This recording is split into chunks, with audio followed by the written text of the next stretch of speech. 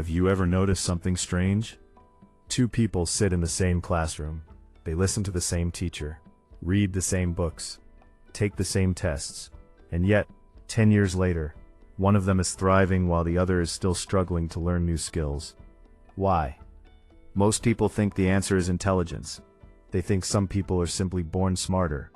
But research, experience, and real-world success stories point to something completely different. The truth is that school teaches you subjects. It teaches math, history, science, literature, but it rarely teaches you how learning itself actually works, and that creates a massive problem. Because in today's world, the people who win are not the people who know the most. They're the people who learn the fastest. Think about it. Technology changes every year. Industries evolve overnight. Jobs disappear. New opportunities emerge. The ability to learn quickly has become one of the most valuable skills on earth. Yet most people are never taught a learning method that makes this possible.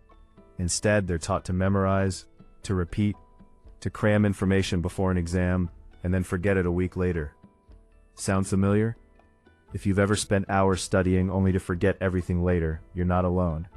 Millions of people experience exactly the same frustration. They think they're bad learners. They think they lack discipline. They think something is wrong with them. But the real problem is simpler. They were given the wrong system. Imagine trying to build a house with broken tools. No matter how hard you work, the results will always disappoint you. That's exactly what happens when people try to learn using outdated methods. And today, you're going to discover a learning method. Approach that changes everything. A method used by top performers, elite athletes, successful entrepreneurs, world-class musicians, and some of the most effective learners in history. A method that most schools never explain. Let's start with a simple question. What does it mean to learn something? Most people would say it means understanding information. But that's not actually true. You don't learn something when you understand it. You learn something when you can use it. That's a huge difference. Think about riding a bicycle.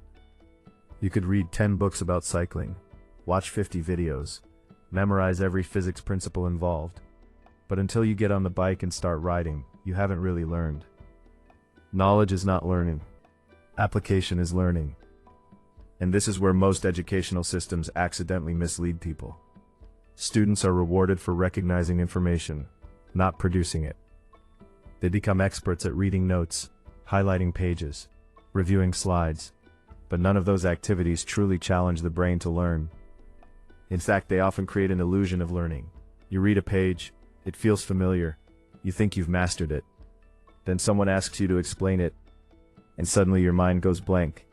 Why does this happen? Because familiarity is not mastery, recognition is not recall, and recall is what actually strengthens memory. This brings us to the learning method no one explains. Instead of focusing on consuming information, focus on retrieving it. Instead of rereading notes, close the book. Instead of highlighting paragraphs, test yourself. Instead of reviewing answers, try producing them. Every time your brain struggles to retrieve information, it becomes stronger. Think of it like a muscle. Muscles grow when they're challenged. Your brain works the same way. The struggle isn't a sign of failure. The struggle is the learning.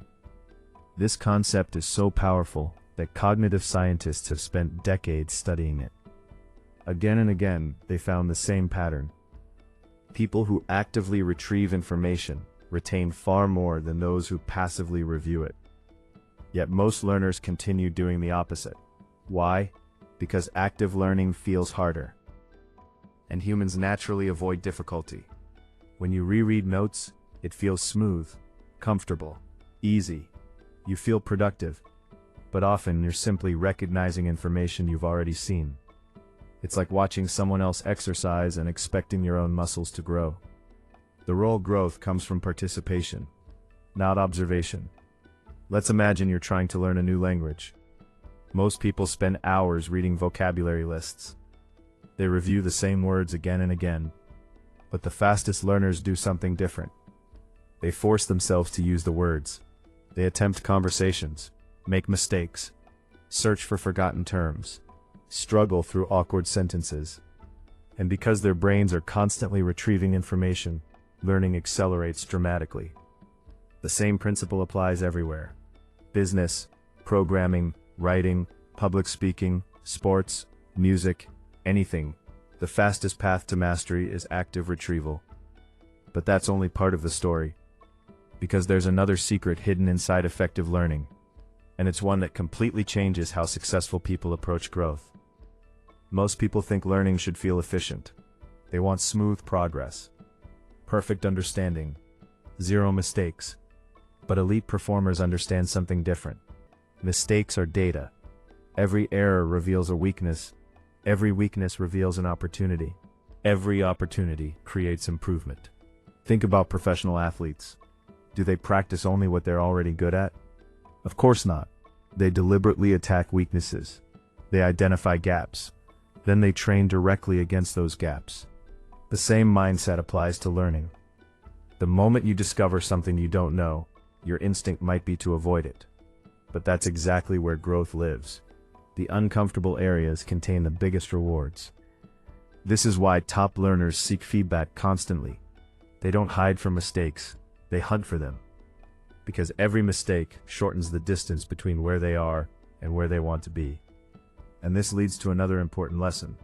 Learning isn't about perfection, it's about iteration. Most people quit too early. They try something once, fail, and conclude they aren't talented. But success rarely works that way. Look at any high achiever. Entrepreneurs launch failed businesses. Authors write terrible first drafts. Athletes lose competitions. Inventors create prototypes that don't work. The difference isn't talent. The difference is persistence, combined with feedback. Every attempt teaches something. Every repetition refines skill. Every cycle produces improvement.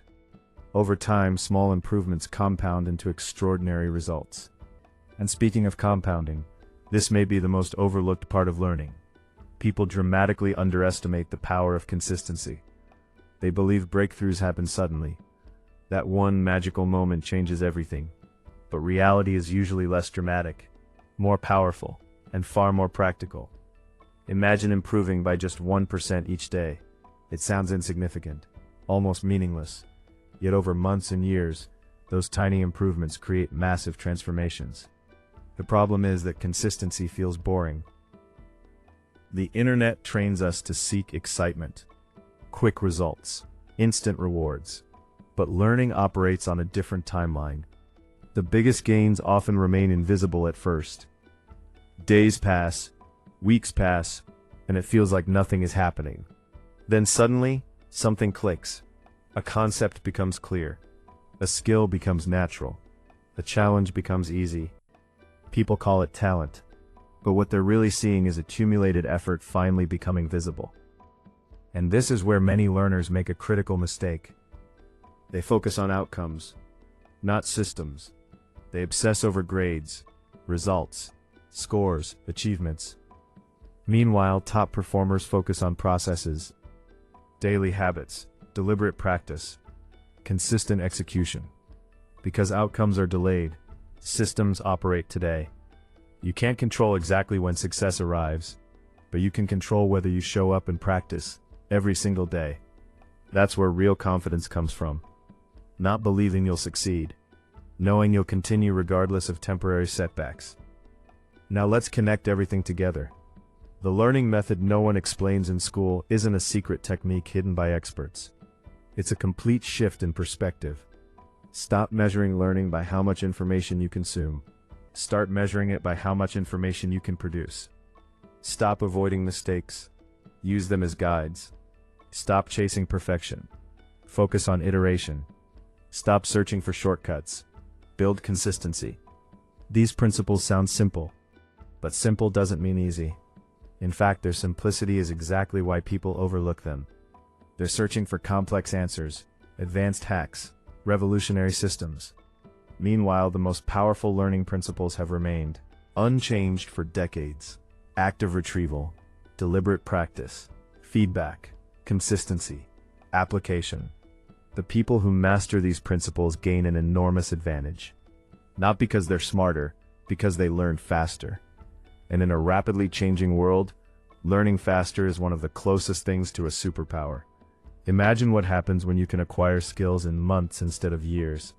Imagine adapting quickly while others struggle. Imagine building confidence because you know you can learn anything. That's the real reward. Not memorizing facts, not collecting certificates, not impressing people with knowledge. The real reward is freedom. The freedom to adapt, to grow, to reinvent yourself whenever necessary. Because the future belongs to people who can learn continuously. Not once, not occasionally, continuously. And here's the most exciting part. You don't need special talent to start. You don't need a higher IQ. You don't need perfect discipline. You simply need a better approach. The moment you begin testing yourself instead of rereading, the moment you start applying instead of consuming, the moment you embrace mistakes instead of fearing them, everything changes. Learning becomes faster, more effective, more enjoyable, and far more rewarding. So the next time you sit down to learn something new, remember this. Don't ask yourself, how much did I read? Don't ask, how many hours did I study? Ask a different question. What can I actually do now that I couldn't do before? Because that's the question that matters. That's the question that separates information from transformation. And that's the learning method no one explains in school. If this perspective changed the way you think about learning, make sure you keep applying these principles immediately, because knowledge alone changes nothing. Application changes everything. And the sooner you start, the sooner your future self will thank you for it.